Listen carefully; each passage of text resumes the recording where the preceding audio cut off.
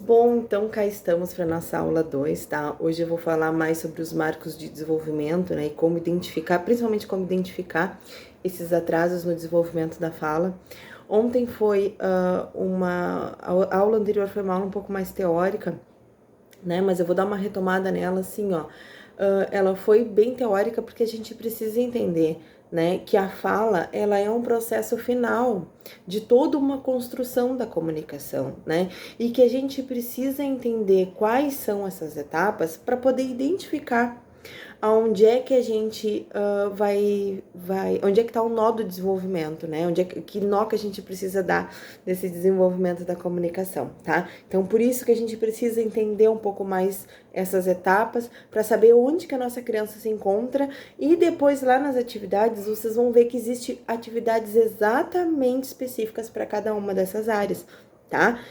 Que acaba sendo muito mais rápido o desenvolvimento. A gente consegue chegar muito mais rápido no nosso objetivo final quando a gente sabe exatamente o ponto que precisa ser estimulado, tá? E isso que a neurociência nos traz, tá? Esse que é o serviço diferenciado de uma neuropsicopedagoga, tá? É a gente realmente ir lá no cérebro identificar, olha, é essa partezinha aqui que não tá encaixando. Então a gente faz encaixar e depois o processo corre, tá bem?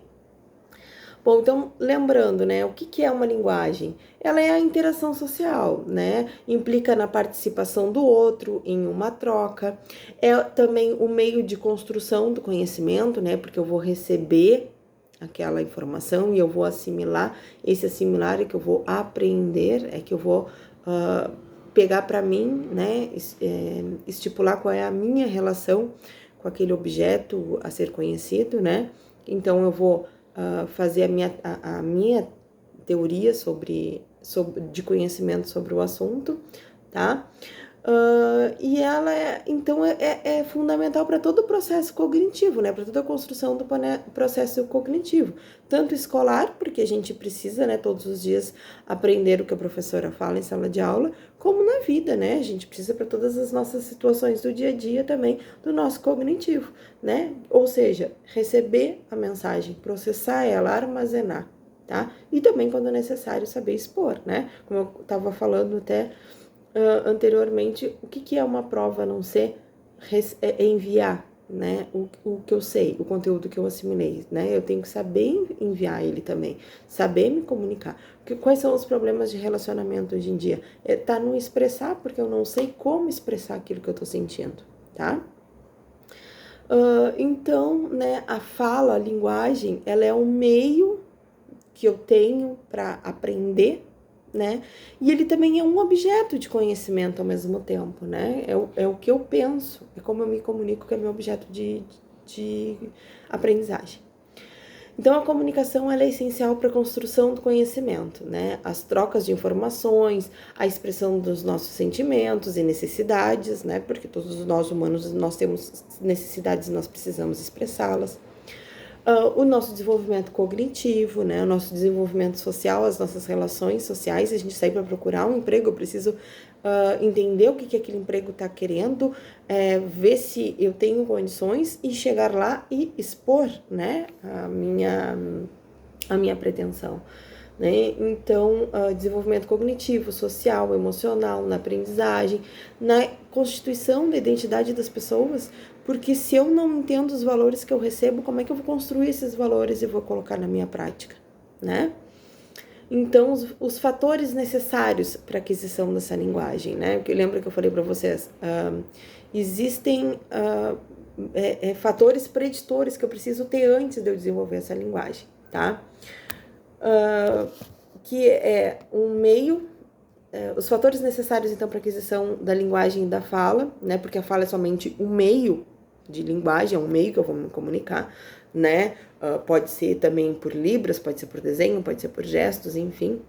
Né? Então eu preciso ter uma maturação, né? Um cérebro pronto cognitivamente, né, pronta, com as minhas sinapses prontas para executar, né, os meus neuromotores precisam estar ativos, né, precisam estar sadios, né, e que vamos ver nessas etapas, e é isso que a gente vai ver nas etapas dos marcos de desenvolvimento, tá, por exemplo, do 0 aos 3 meses, o cérebro da criança vai estar maduro para atingir tais e tais habilidades, tá?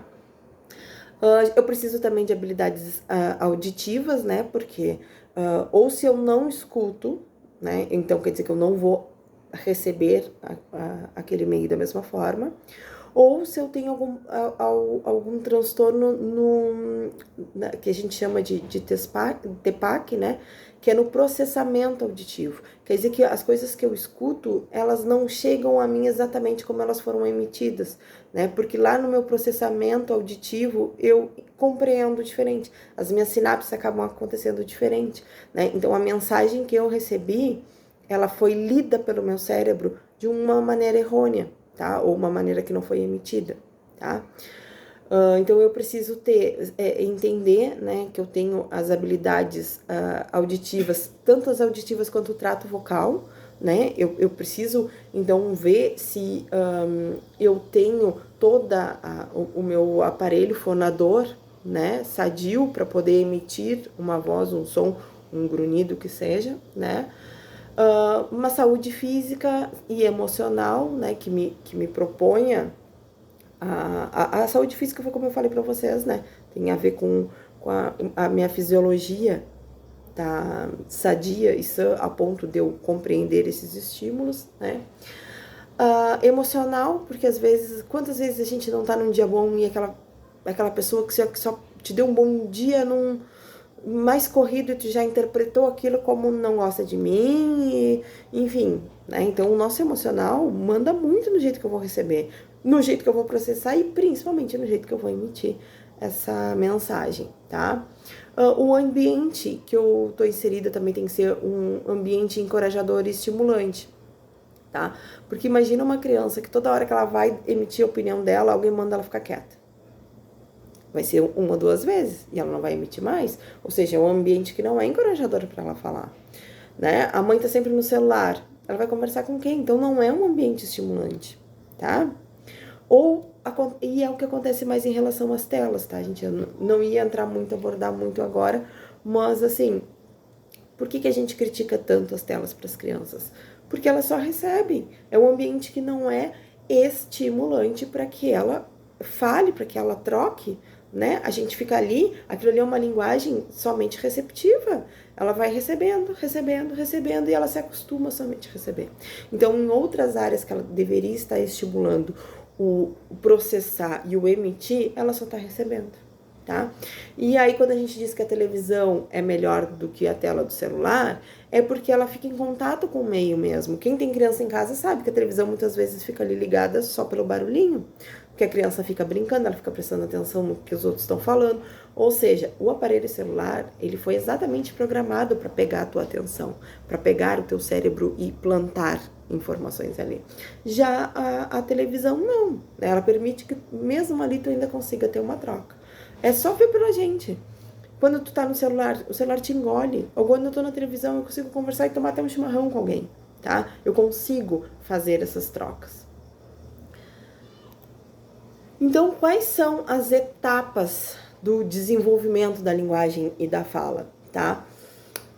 A linguagem, ela começa a ser desenvolvida ainda na barriga da mãe, tá? Quando a criança ainda tá na barriga da mãe.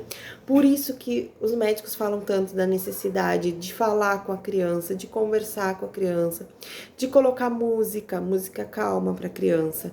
Por quê? Porque todo o ritmo biológico dela, né, vai ser alterado em função do ritmo da música, então tem que ser músicas calmas. De respeitar os ambientes que tu frequenta quando tu tá grávida, né, bem como os fatores emocionais da gestante. Imagina, tu tá grávida e tu frequenta ambientes de muito grito, de muita loucura, muito barulho. Aquela criança, ela já está sendo excessivamente estimulada, né? Então quer dizer que o barulho, o que a fala dos outros está provocando emocionalmente nela não são sensações legais, né? Isso pode fazer até com que ela nasça sem querer falar, de tanto grito que se escutou durante a gestação, tá? E tem vários estudos sobre isso, né? A relação com o choro da mãe pode fazer com que a criança seja muito insegura. Enfim, né? É cuidar do ambiente em que a criança está inserida já desde a gestação, tá? Imagina que se a criança reconhece a voz da mãe e dos familiares mais próximos, ela também reconhece esses fatores emocionais na voz de cada um, né? E de uma maneira instintiva ela vai reagir a isso depois. Pode ser que alguém grite com ela, ela tenha uma reação inesperada, né? Por quê? Porque aquilo já ela não tá recém recebendo e preparando uma aprendizagem sobre aquilo. Não, ela já recebeu quando estava na barriga, ela só vai reagir, tá? Até também tem vários estudos que dizem que mostram que do 0 aos 7 anos de idade a gente é programado e depois a gente somente reage, né? Por isso é tão importante a gente cuidar das nossas crianças na educação infantil, tá? Bom, então as etapas do processo, né? Desde do inativo, né, que a gente desenvolve, como eu falei na aula anterior, né, daquela linguagem que a gente recebe, depois aquela linguagem que a gente executa e aquele meio tempo do processamento, nós temos 4 processos independentes, tá, que fazem parte do desenvolvimento da linguagem e da fala. Primeiro é o fonológico, tá? Que é o processo da aquisição, da percepção, da produção sonora, tá? Que é o do balbucio da criança, que é o do grunhido, que é o do choro, né? Que a pessoa vai me escutar, a minha mãe vai me escutar para me dar um leite, né? Então, o primeiro processo, ele é fonológico, tá? Tá na aquisição e na percepção sonora. Esses processos, eles acontecem numa linha de tempo. Primeiro depois a gente vai adquirindo maturidade, passa para o outro, a maturidade passa para o outro, a maturidade passa para o outro. Mas eles acontecem depois ao mesmo tempo por toda a vida do indivíduo, tá? Essa aprendizagem, ela sempre vai acontecer, tá? Mas digamos que seja uma escada, tá? Um processo para chegar no outro. Então, depois daquele processo fonológico, né, de captar sons, emitir sons e saber que a gente tem uma voz, que a gente tem vias auditivas, né, se reconhecer nisso, vem o processo semântico, que é um processo de adquirir e construir o significado das palavras, que é aquele momento do processar. Bom, eu recebi a palavra casa. Uma palavra casa não é nada. Se eu não tiver dentro da minha cabeça, a mãe vai mostrar vai falar a palavra casa e vai mostrar um desenho de casa. Vocês nunca se perguntaram por que aqueles dominós da educação infantil diz casa e tem um desenho da casa do lado? Aí vai dizer, fica muito fácil assim para a criança identificar. Não, é que ela tem que ter um significado. Claro que se vocês deixarem somente para os jogos da educação infantil, o único significado de casa que a criança vai ter vai ser aquela pequenininha. E daí ela vai, né, enfim, idealizar uma casa daquele jeito, aquela casa, né, quadradinho com a abinha. Então, é por isso a importância dela sair, ela mostrar. Tô dando um exemplo mais simples, né, de casa, porque casa na rua a gente tem uma do lado da outra, mas isso significa para todos, né, as outras palavras que a gente existe no mundo, né. Se eu só mostrar, por exemplo, um tipo de uva roxa, quando ela enxergar uma uva verde, ela não vai achar que aquilo ali é uma uva e não vai comer, tá? Ou se somente for colocado um arroz branco, né? Quando tiver um arroz com outro tempero lá, vermelho, um vermelhão, não vai ser arroz. O feijão preto, aí feijão marrom, aquele não vai ser feijão, tá? Eu tô dando exemplos mais prático e simples pra gente entender o quão é importante a gente mostrar. Porque aí a criança depois vai estar lá se desenvolvendo na escola e a professora vai falar, o feijão branco. E a criança, aquilo ali pra ela não vai ser um feijão. Então, parou o processo de aprendizagem, tá? Depois que a gente, né, depois vem o fonológico, depois o semântico, dos significados, e depois a gente tem o pragmático. O pragmático, que é uma palavrinha, né, tão estranha, mas tem um significado tão grande dentro da linguagem da comunicação, que é quando eu entendo que eu uso a linguagem para fazer trocas, tá? É aquele momento que a criança entende, olha, eu preciso dizer que eu tô com medo para a pessoa entender que eu tô com medo, ou eu preciso fazer um gesto que eu tô com medo, eu preciso gritar que eu tô com medo, enfim, né? A linguagem, né, se vai ser um grito, se vai ser um desenho, se vai ser um olhar, se vai ser isso, o meio de se expressar vai ser variado, tá? Mas esse uso social da comunicação, né? Eu preciso saber que o outro precisa me entender, tá? É que faz parte aqui do pragmático. Depois eu tenho aquela parte gramatical ou morfológica, né? Que é onde entram as regras, onde eu sei que o meu adjetivo precisa concordar com o meu substantivo, né? Casa amarela, casas amarelas, né? E isso vai também ser aprendido durante toda a vida da criança, né? Cada vez com mais regras, enfim.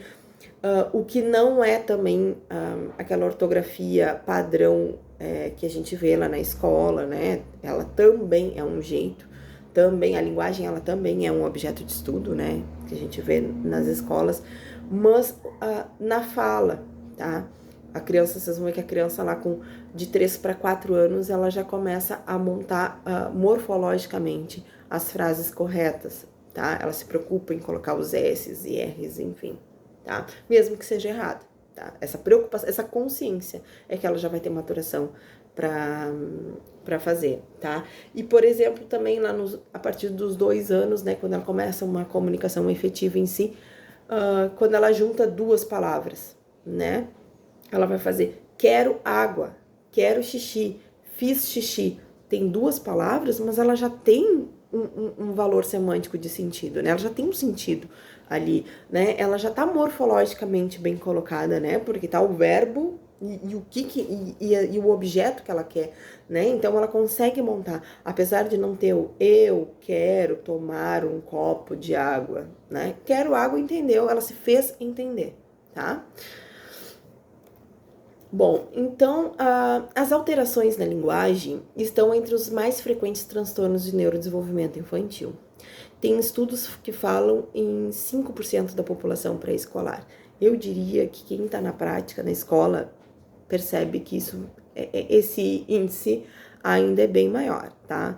Só que, além dos pais não procurarem, a gente tem aquela de achar que a criança, né, ou tá com preguiça, ou vai ter no tempo dela, é no tempo da criança, enfim, tá? Acaba, esse 5% na verdade é um número bem maior, tá? Mas acaba lá no final do período do ciclo de alfabetização, no final do 3º ano estourando. Por quê? Porque não foi dada devida importância na pré-escola, tá?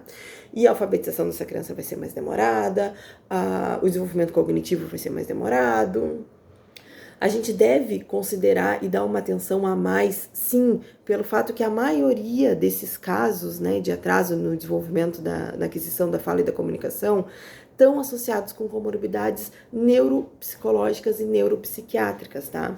Como transtorno de atenção e hiperatividade, uma ansiedade generalizada, né? Porque imagina a criança que se expressar e não conhece e não consegue, isso gera uma ansiedade nela, uma agressividade, né? E aí vem os transtornos de conduta, porque ela não quer obedecer, ela quer se expressar, ela precisa te contar qual é a necessidade dela, né? O que tu tá oferecendo não é o que ela necessita, né? E também vem os transtornos específicos da aprendizagem, né? Que se eu não estimulo um raciocínio lógico na criança, depois ela vai ter problemas sérios lá na matemática, né? Porque ela não realmente, se ela bloquear no processo, não vai conseguir fazer uma conta de mais de um jeito que deve ser. E aí a gente que tá lá na escola, a gente consegue observar depois essas falhas. Mas tudo tem a ver lá com a linguagem antes ainda do período pré-escolar, tá? Crianças pequenas com menos de 5 anos, com atraso persistente no desenvolvimento da fala e da linguagem, segundo vários estudos, eles, depois quando eles foram avaliados novamente, apresentaram anormalidades neuropsicopedagógicas. Ou seja, se até com 5 anos a criança ainda tinha um atraso persistente no desenvolvimento da fala, ainda estava com atraso, não estava dentro dos marcos esperados, quando ela é avaliada de novo com 9 anos, que é o final do ciclo de alfabetização, lá no final do 3º ano, né, todas, né, as avaliadas, elas apresentaram anormalidade neuropsicopedagógicas, tá? Ou seja, ou na relação delas com a aprendizagem, tá? E dentro delas, a mais comum é a dislexia. Porque a dislexia nada mais é, né, do que tu colocar a tua parte motora na tua parte cognitiva, né? Fazer a assimilação motora do que tu aprende, né? E se a fala, ela também é motora, né? Ela também tem uma parte motora. Então, se a criança já começou a dar indícios que teria, tá? Que teria uma anormalidade. E é perfeitamente treinável, né? Uma pessoa com dislexia convive com a dislexia a vida inteira e tu nem acredita que ela tem, tá? Então, assim, então tudo é atraso, tudo é transtorno? Não, tá? A gente tem classificações dentro disso. A gente vai pegar a criança, vai analisar ela e tem classificações. Bom, a gente considera atraso, tá? Quando a criança não tá dentro daqueles marcos esperados, tá? Se de 9 a 10 meses a gente espera que ela já esteja, né, falando as sílabas e ela não vai estar, bom, ali eu já tenho um atraso, tá? Esse atraso é como se a criança tem 10 meses, mas ela responde como 6. A criança tem 2 anos, ela responde como 1. Isso é somente um atraso. Quer dizer que ela está se desenvolvendo, tá? Ela está numa linha de desenvolvimento, só que ela se encontra num marco anterior do que ela realmente deveria estar, tá? Numa idade inferior que ela deveria estar, tá? Isso é um atraso. E, por exemplo, não desenvolveu ainda a fala, tá? Mas tá lá com 4 anos e não pronuncia as 2 palavrinhas que deveria pronunciar com 2. É um atraso, tá? Dissociação é quando a criança evolui muito outras áreas, mas não evolui aquela, tá? Que a gente costuma usar muito a dissociação também para alguns transtornos, né? Um transtorno de dislexia, por exemplo. A criança tem um raciocínio lógico-matemático, tem outro raciocínio em outras áreas. Na oralidade, ela é maravilhosa, só que ali na escrita bloqueou. Então, a gente dissocia essa parte da comunicação, porque o resto do desenvolvimento está indo super bem, está dentro dos marcos esperados, tá? Então, é uma dissociação. Eu tenho um aluno mesmo que ele é maravilhoso em todas as áreas, ele tira 100 em tudo, ele é um absurdo, ele escreve livros, mas na matemática ele não consegue fazer conta simples de adição. 7 mais 7 não chega a 14, nunca. Ele faz contas de divisão, de multiplicação, e onde que falha? Na subtração e na adição. Ou seja, a gente dissocia da competência cognitiva dele, tá? Aquilo ali, porque ali é um transtorno, tá? Então, as dissociações são relacionadas a transtornos, tá? E o desvio é quando sai muito fora da curva esperada para o desenvolvimento. A gente tem, por exemplo, crianças de 3 anos com vocabulário rebuscadíssimo, tá? Isso tá fora do padrão, tá fora. É quando tem um desvio muito comum. Ou, por exemplo, a criança de 3 a 6, né, a partir dos 6 meses, ela começa a balbuciar sílabas repetidas.